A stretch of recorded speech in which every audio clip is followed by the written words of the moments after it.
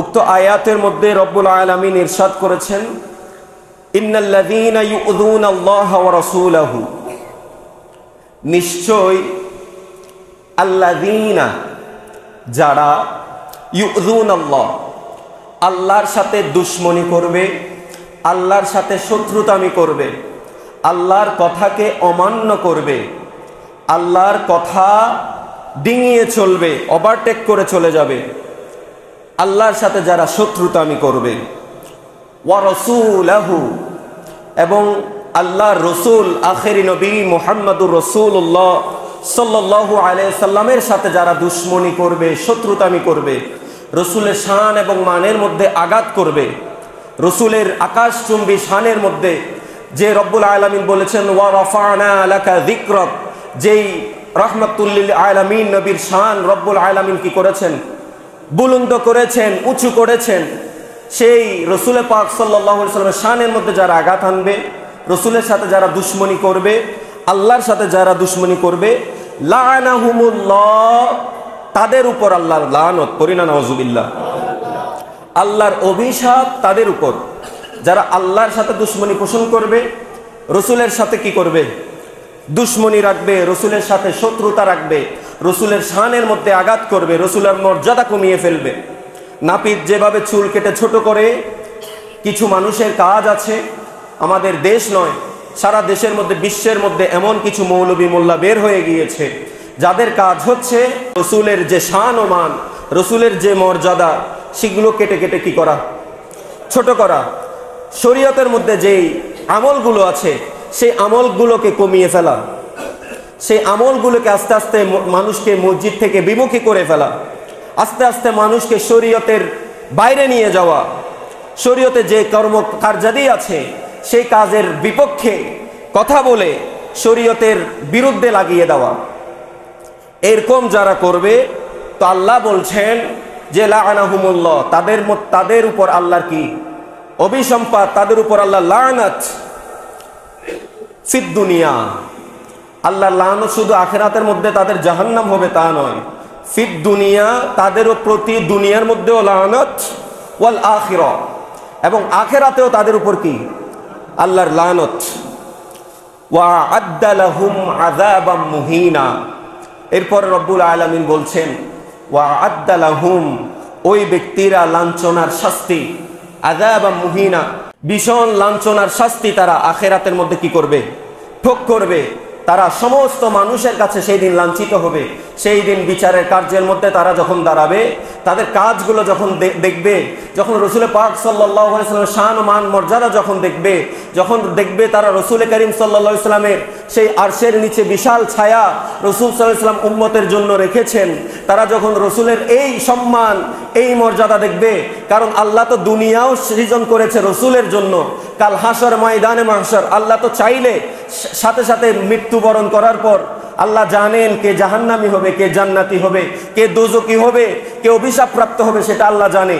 তো বিচারের কার্য করার প্রয়োজন কি? ময়দানে মাহশর করার প্রয়োজন কি?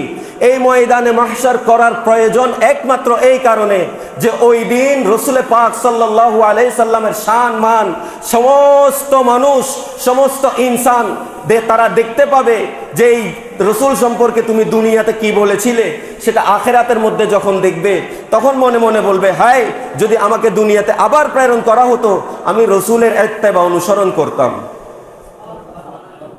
তখন তারা মনের মধ্যে আফসোস করবে যে আমি তো দুনিয়ার মধ্যে এত বড় হায়াত পেয়েছি, দুনিয়ার মধ্যে আমি রসুলের গুস্তাখি করেছি, রসুল সম্পর্কে এই বলেছি, রসুল আমাদের মতো মানুষ বলেছি, রসুল আমাদের মতো সংসার করেছেন বলেছি, রসুল আমাদের মতো চলাফেরা করেছেন সেটা বলেছি। এই কাল হাসরের ময়দানের মধ্যে রসুলের মর্যাদা, রসুলের শান কতটুকু, সেটা সমস্ত উম্মত যখন, সমস্ত মানুষ, সমস্ত নবীর উম্মতেরা যখন দেখবে, তারা বলবে, হায় আমরাও যদি সেই আখেরি নবীর উম্মত হতে পারতাম। তারা জান্নাতি হয়েও আফসোস করবে। কারা? অন্যান্য নবীর উম্মতেরা জান্নাতি হবে, জান্নাতি হওয়ার পরও তারা আফসোস করবে, হায় আমরা যদি আখেরি নবীর উম্মত হতে পারতাম। আখেরি নবীর উম্মতের শানও সেখানের মধ্যে নিরালা হবে। আখেরি নবীর শানও কি হবে? নিরালা হবে, সুন্দর হবে। তারা ওই আখেরি নবীর উম্মতের শান দেখে তারা বলবে, হায় আমরা যদি আখেরি নবীর উম্মত হতে পারতাম। এরপরে আর যারা আল্লাহর সাথে শত্রুতামি রাখবে, রসুলের সাথে দুশ্মনী রাখবে, আ'আদ্দা লাহুম আযাবাম মুহিনা, তারা জাহান্নামী হবে এবং লাঞ্ছনাদায়ক শাস্তি তারা কি করবে? ভোগ করবে। আর রসুল পাক সাল্লাল্লাহু আলাইহি ওয়াসাল্লাম এখন যে মাস, কারবালার মাস, আহলে বাইতে রসুলের মাস, সেই জন্য আমাদের উচিত ইমামে হুসাইনকে, সেটা আমাদের পরিবারের সদস্যদেরকে শিক্ষা দেওয়া। ইমামে হুসাইনের জীবনী কি হয়েছে, ছোটবেলা থেকে তিনি কিভাবে বেড়ে উঠেছেন, কি করেছেন, সেটা আমাদের ছেলেদেরকে, আমাদের ছোট ছোট সন্তানদেরকে আমাদেরকে এই পুরো মুহররম মাস জুড়ে শিক্ষা দেওয়া যে ইমামে হুসাইন তিনি কে, তিনি কি করেছেন, কোন কাজ করেছেন, কোন কাজের কারণে তিনি এত দামি হয়ে গিয়েছেন, কোন কারণে তিনি শাবাবে আহলিল জান্নাহ হয়ে গিয়েছেন, কি কারণে তিনি রসুলের কলিজার টুকরা, সেগুলো শিক্ষা দেন। চলো সেগুলো আপনি শিক্ষা দেন। আহলে বাইতে রসুলের মুহাব্বত শিক্ষা দেন। কারণ রসুল পাক সাল্লাল্লাহু আলাইহি সাল্লামের তিনি আমাদেরকে বলেছেন, আল্লাহ জানিয়েছেন, আল্লাহ বলেছেন যে আপনি আপনার উম্মতদের কাছে একটা জিনিস চান, কুল্লা আসআলুকুম আজরা, আমি তোমার, আপনি বলেন উম্মতদেরকে যে হে উম্মত, কুল্লা আসআলুকুম, তোমাদের কাছে আমি কিচ্ছু চাই না, কিচ্ছু জিজ্ঞাসা করব না, কোনো আজরান, কোনো কৃতজ্ঞতা চাই না, কোনো শুকরিয়া চাই না, কিন্তু ইল্লা একটা জিনিস চাই, মাওয়াদ্দাতা ফিল কুরবা। এখানে কুরবাত দ্বারা তাফসীর, অসংখ্য তাফসীর গ্রন্থের মধ্যে এসেছে কুরবাত দ্বারা সরাসরি যদি আমরা অর্থ করি, কুরবা মানে যারা আত্মীয়, যারা আমাদের আত্মীয় স্বজন, আমাদের চাচা, আমাদের জ্যাঠা, আমাদের চাচি, এগুলোকে বলা হয় আত্মীয়। আমাদের খালা, আমাদের মামা, তাদেরকে কি বলা হয়? নিকট আত্মীয়। আর এখানে কুরবত দ্বারা আল্লাহ রাব্বুল আলামিন যে কুরবত বুঝিয়েছেন, সেটা মুফাসসিরে কেরামগণ বলেছেন কুরবত দ্বারা আহলি বাইত, পরিনা সুবহানাল্লাহ।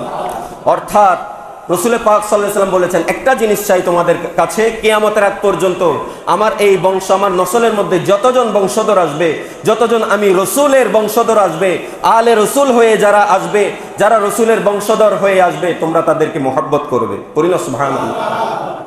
এজন্য আমাদের কাছে একটা জিনিস চেয়েছেন। আজ ইমামে হুসাইনের আলোচনা সব জায়গায় হচ্ছে।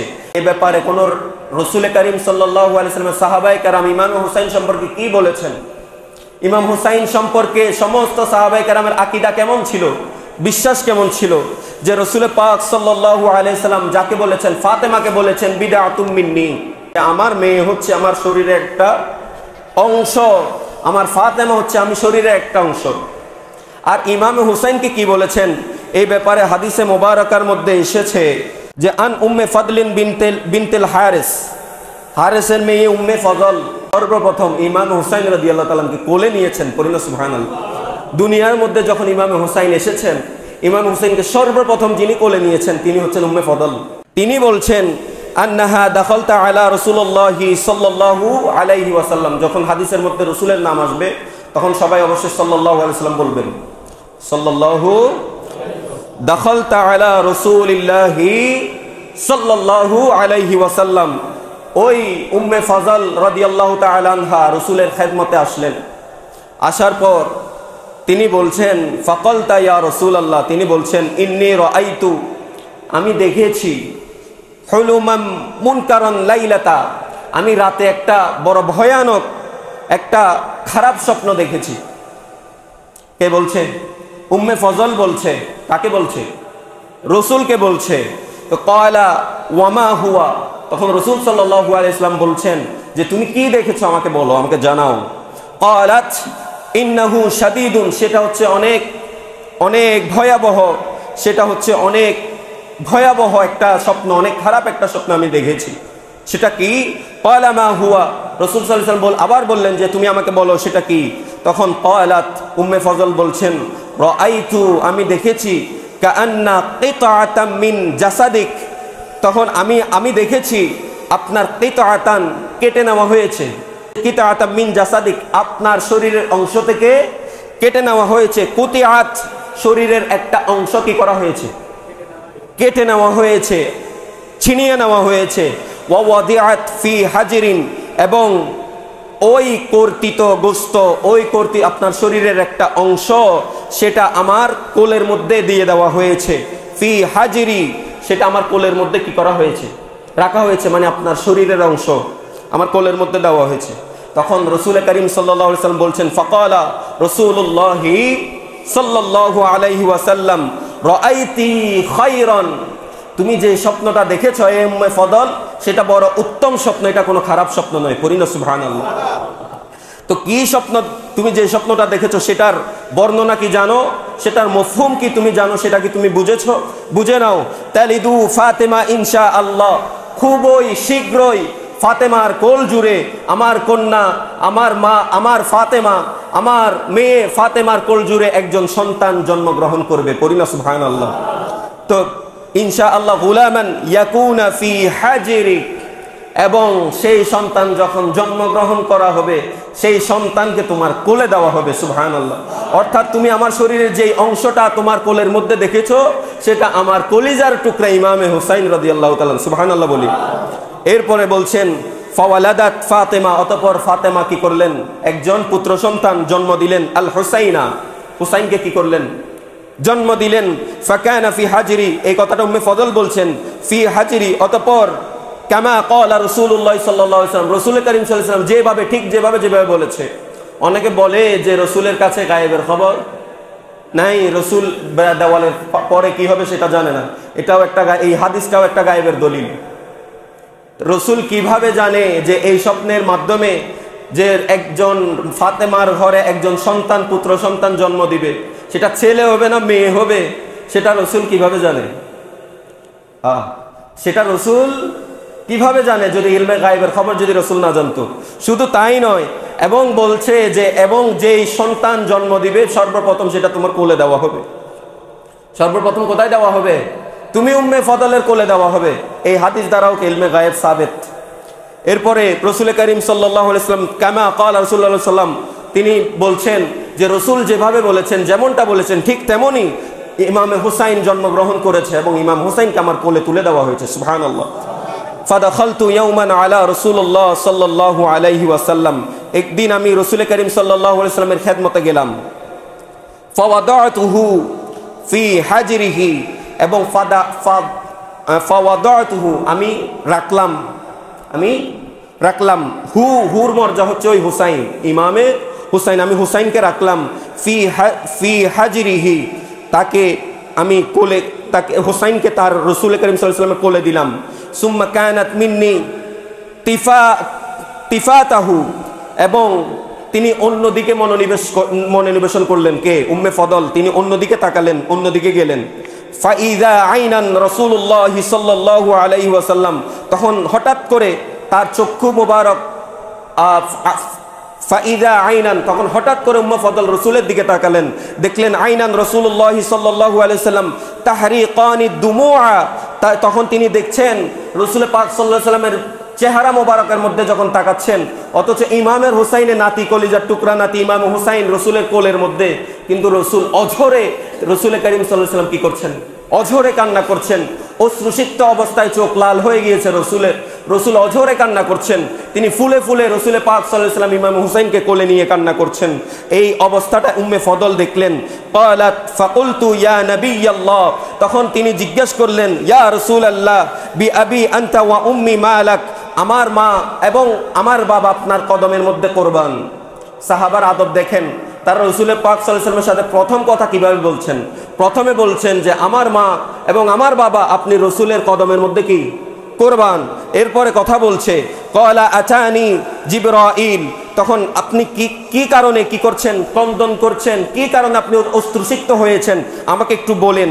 তখন ক্বালা আতানি জিবরাইল, তখন রাসূল করিম সাল্লাল্লাহু আলাইহি ওয়াসাল্লাম বলছেন আতানি জিবরাইল, আমার কাছে এই মুহূর্তে কি এসেছে, একটু আগে জিবরাইল আমিন এসেছে আলাইহিস সালাম। ফাআখবারনি, তখন ওই জিবরিল আমিন এসে আমাকে খবর দিল, আমাকে সংবাদ দিল, উম্মতি সাতাকতুলা, আমার উম্মত সাতাকতুলা কতল করবে, আমি নবীর উম্মত কতল করবে, ইবনি হাযা, আমার এই সন্তানকে, ওই নাতিকে রাসূল পাক সাল্লাল্লাহু আলাইহি ওয়াসাল্লাম বলছেন আমার সন্তান, আমার এই সন্তানকে আমার উম্মতকে কি করবে, কতল করবে। পড়ি না নাউযুবিল্লাহ।